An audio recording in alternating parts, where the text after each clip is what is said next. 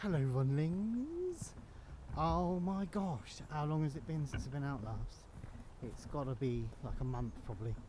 I've had quite a few personal problems and it's not allowed me to get out, but as soon as I was able, I'm out again. Because I'm not doing this for the money, innit? Because you need to bang out videos all the time to make money, and that's not going to happen if I'm doing it once a month. So I'm out again, obviously, because here I am out again.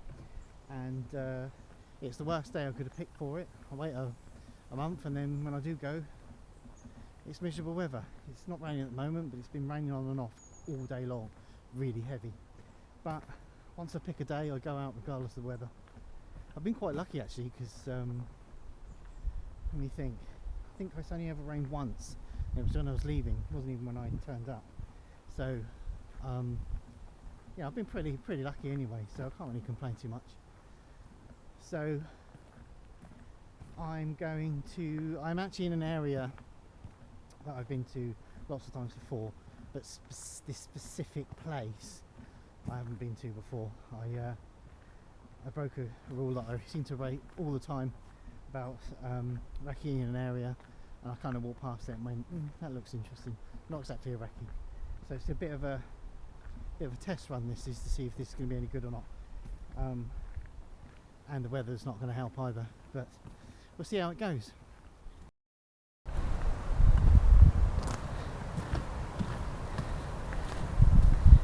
Ew. Mud, water. This is what's going to potentially make it. Oh, look at that. Splosh, splosh. This is going to be a boggy camp.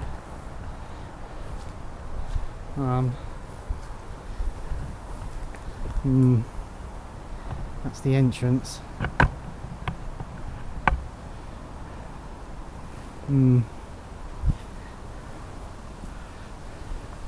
Not sure about this, because it's falling all over the place. It's quite boggy.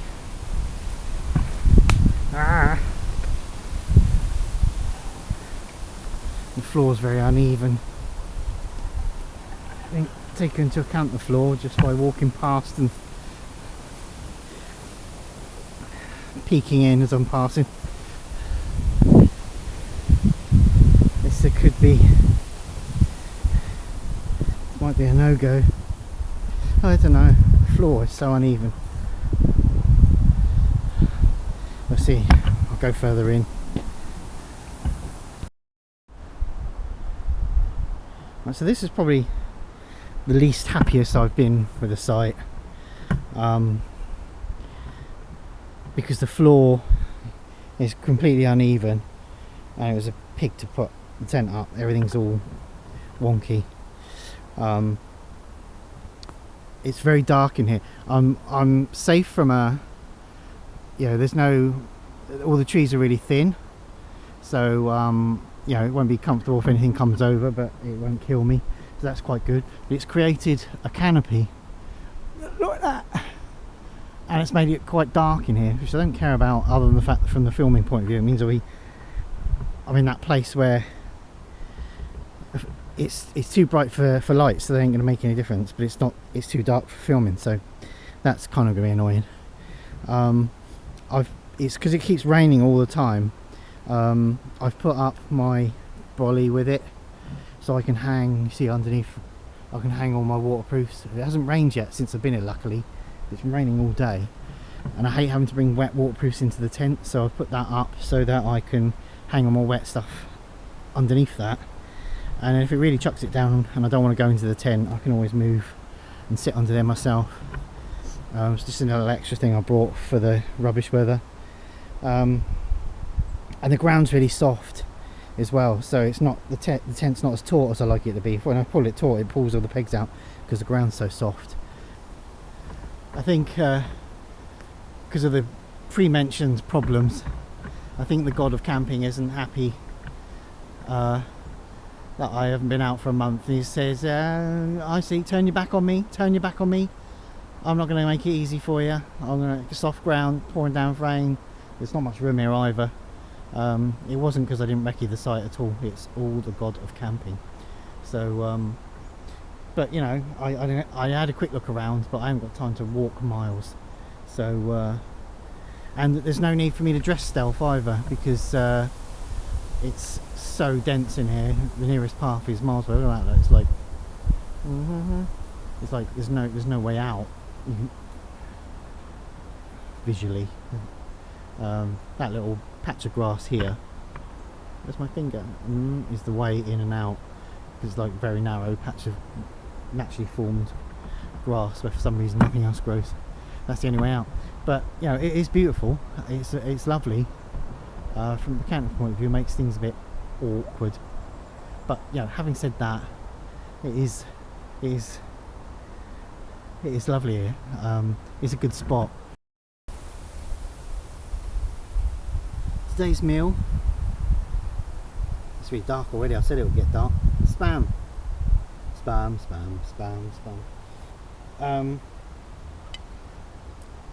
As always with me, it's a nice easy one.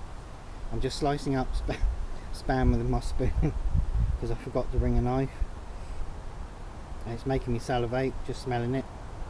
So I'm just cutting it up, and then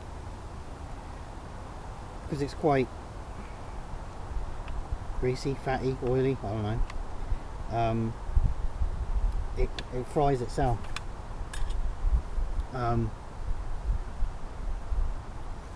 I just fancied it, no particular reason. I was mooching through the cupboards and I saw that and thought, don't mind if I do.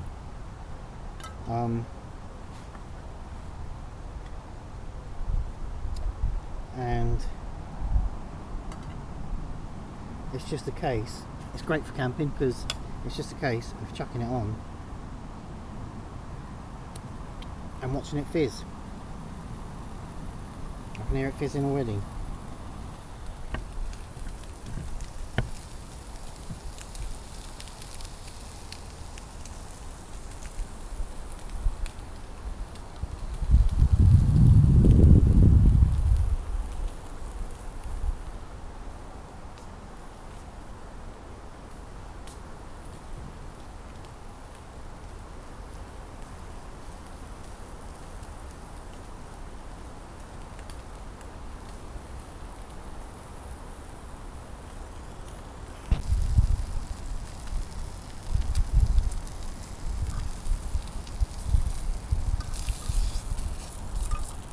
Very crudely cut because I forgot my knife. A bit thicker than I normally like. They're coming along lovely, nice and brown. I like to get them nice and brown, but it's not cut very cleanly, so I kind of use the spoon. Well, use that. It's got like a nice serrated edge on it, but obviously it's bent because it's a fork.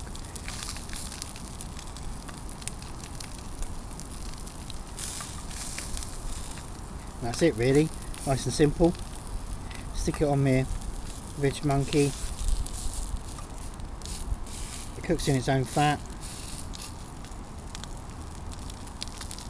Nothing more to be said. So this is the end result. Not bad, huh?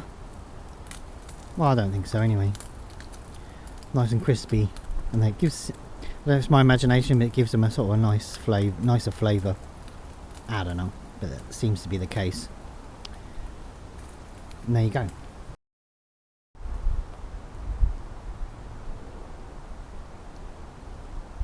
So, some geezer left a comment about, excuse me, wasn't very professional, moving you. The ground's really uneven. Left a comment. He's obviously still playing catch up. He hasn't watched all the videos because we've covered this ground before. But he left a comment saying, how can you call it stealth when your hair is really colourful? And he said, they always use analogies, don't they? Your hair looks like a, that wasn't funny enough for me to remember, But I left the comment on there because it wasn't nasty. So if you're watching, let me educate you, fella. Stealth camping isn't black and white. It's not, you have to do this because you're stealth camping and you have to do this. It depends where you're going, what you're doing, how long you've been there for, what it's like when you get there. And generally speaking, perhaps not generally speaking, but certainly in a lot of videos, I'm sufficiently deep enough in the wood area to feel that I don't need to camo up my hair, camo this, camo that. Sometimes I come in camo because I don't know what I'm going to expect, but don't put anything on my head, because once I'm there I'll look around and go, nah, actually I don't need it. And this being a good example, it's so dense in here, I'm miles away from the path. To come in to see me, you'd have to come pretty close, and then wearing a camo covering my hair up, it's not going to make any difference, because you're right there. Excuse me. So yeah, it's not black and white, it's not straightforward, it's not you always have to do this and always have to do that. So if my hair's exposed, it's because I feel I'm comfortable enough and confident enough that where I am I can't get seen anyway, because I'm so well deeply hidden in the undergrowth, and therefore I don't see it necessary or making any difference to putting something on my head. So there you go, that's answered that comment, and keep them coming. Interesting. I've been thinking a way of trying to condense this story, because it's been the seat, I'm sinking down into the floor, the seat is going, I'm going because the ground's so soft. I'm virtually sitting on the floor because the sink, I keep pulling it out but it keeps sinking. Anyway, that's the sinking story. Yeah, so because it's been a month worth of trouble, is why I couldn't come out. I'm trying to condense the story down as much as I can. Wind.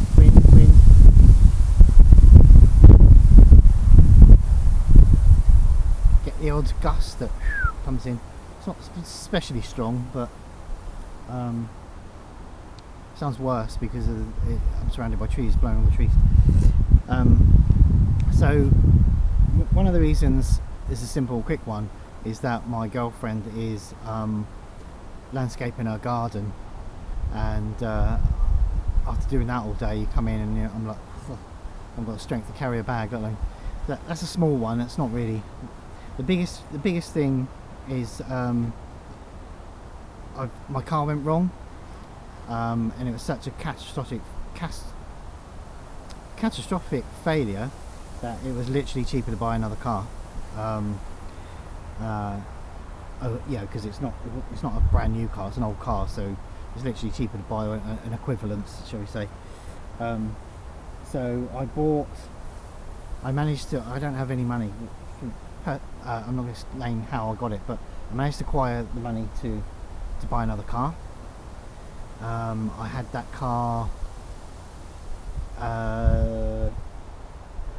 not even 24 hours, and that went wrong, and I took it back to the dealer and he wasn't interested because it was bought to save money. It was bought without warranty, but he assured me there was nothing wrong with it. It was just a paperwork issue, no warranty, because we're just trying to shift it off the forecourt and we don't have time to service it ourselves and blah blah blah. But he assured me there was nothing wrong with it, so that went wrong, and because there was no warranty on it, they weren't interested. So I then managed to acquire some more money to fix it, and to cut a very long-winded story short, is that that garage hasn't fixed it, and I can't get the car back off him. There's lots of, yeah, it's not a simple thing as I'm making it sound, but that's the bottom line. So then I had to get a loan out because I've got no money left for another car, and that car went wrong as well, believe it or not. And I've been given a courtesy car while that original one gets fixed. It's much more complicated than that, and I know there's a lot of people going, well, why didn't you do this, why didn't you do that? Trust me, whatever it was you're going to say, I tried to do, because it's a lot more complicated story than that. But that's the bottom line.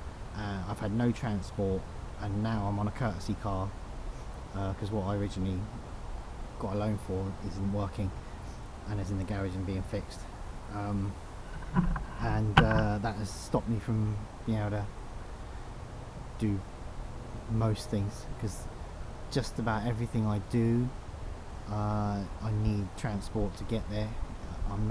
There is one place where I can do it on foot, but I've done that, been there loads of times, and for various reasons it's not possible at the moment, so I'm kind of stuck on foot until I got this courtesy car, and now I can go.